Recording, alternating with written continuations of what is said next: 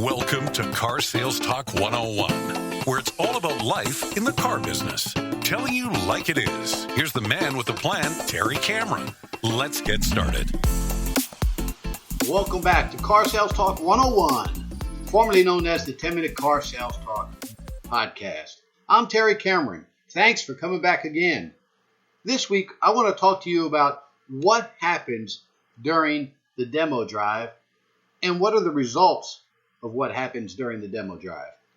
I remember a long time ago somebody telling me that the demo was the most important part of the process. And I've always believed that. But I've come to know the most important of the process is the one that you're on right now and making sure that you do it the right way. So if you're at the meet and greet portion of the process, you better do a damn good job. Building rapport, that first impression is so important. I remember watching a TV show when Troy Aikman was commentating, and he said that you cannot win a Super Bowl in September, but you damn sure can lose one. Well, I'm here to tell you that you can't sell a car during the meet and greet, but you damn sure can lose the sale during the meet and greet. So let's get past that part, and let's assume that we did everything that we were supposed to do. And now we're getting ready to head out on the demo. Now, forget about all the statistics. I think the one that stands out the most to me is 99% of the people said they had to drive the vehicle before they bought it. I don't know if that's necessarily true, but I bet it's really, really close to 99%. But let's forget about that. Let's talk about what happens on the demo. People talk about the taking mental ownership. TMO, total mental ownership, while you're on the demo. And I really believe that happens if the customer is on the right car. I've been doing this for 30 years, and about a year and a half ago, I bought my wife a new SUV. And when I was driving it, I immediately started thinking about the vacation we were getting ready to go on and how nice it was going to be to fit everybody in there and still have room for our luggage. It was a very comfortable and quiet ride. So I was thinking about that as I was on the demonstration drive. So what do you think happens with your customers when you're on the demo drive?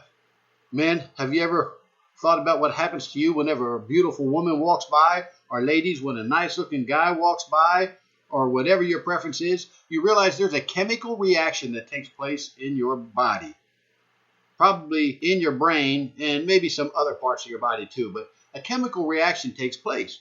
Whether you want it to happen or not, it's either good, bad, or whatever. But something happens. Now, our job on the demo is to make sure that chemical reaction is a positive chemical reaction. We want them thinking and feeling good about the vehicle. We want them tasting the steering wheel. We want them smelling the leather seats. We want them taking total mental ownership. There's a whole lot of things that go along with that. Now, let's talk about what happens after the demo, if you've done a good job. Well, before we get to that, I want to remind you all about this very important statistic, that 50% of the people said they purchased their car on the spot when they got what they thought was a good presentation and demonstration. And in my book, a good presentation and demonstration is a feature, advantage, benefit presentation and demonstration, something that is targeted to the hot spots, the dominant buying motives of the customer, things that are going to solve some problems in their lives. So that's what I consider a positive and successful demo if we address all those things. And wouldn't it be nice to have a 50% closing ratio? Wow, just take them on a demo, do a good product demonstration, feature, advantage, benefit demonstration and demo, and you got a 50% chance of them buying the car today. So now we get back from the demo, and it was really good. And the customers now are thinking about owning this car. I always say the biggest bump you get is the one you never hear. The customers fell in love with the vehicle. And if you were smart, you sat in the back seat and you listened to everything that they said about how they liked it, what features were important to them, how they were going to be feeling on their long trips back to see grandma, everything. And you used that when it was time to close the customer. You get back off the demo, remember that assumptive sold line close that we use, Mr. and Mrs. Customer, pull right over there. That's our sold line. That's where I park all of my sold cars. Of course, they're going to pull over there because you did such a great job. They pull over there, they're thinking how much they want this vehicle. Now it's time to go inside and close them. Now, if we didn't do a real good on that demonstration drive, and I have a few salespeople that don't do a demonstration drive, and if they do, it's not very good, and they're the ones that have a hard time getting the customer to sit down so we can present figures. Now, we have to present figures to the customer. That's when they can actually make an intelligent decision on whether or not they're going to buy the car or not. So we have to get them in there. Let's back up a little bit. We did a great presentation demonstration. They love the vehicle. We're coming inside. We're going to sit them down. And remember, that bump that you never heard, they're going to pay more than they really wanted to pay because they want that vehicle. And you know, it probably happened to you and everybody else, just like it happened to me. You go out to buy a high ticket item and you end up paying more than you wanted to because you ran into a salesperson and they showed you the features and made you fall in love with it. That's what our job is. The customer came in to buy the car. We just have to make them fall in love with it. And then we have to justify the price or the payments. We did that demo. They're sitting down with us. Now we're going to go ahead and let them know that the vehicle may already be sold. In one of our previous episodes, we talked about that. And I think we call it almost like the takeaway close, but I like to call it the Columbo close. You ask the customer if they're ready to buy right now, and they say yes, or they don't say yes. You're going to go to the desk, first of all, and you're going to tell them you are going to check availability of the vehicle. This just happens to be our most popular model. This is the one everyone wants.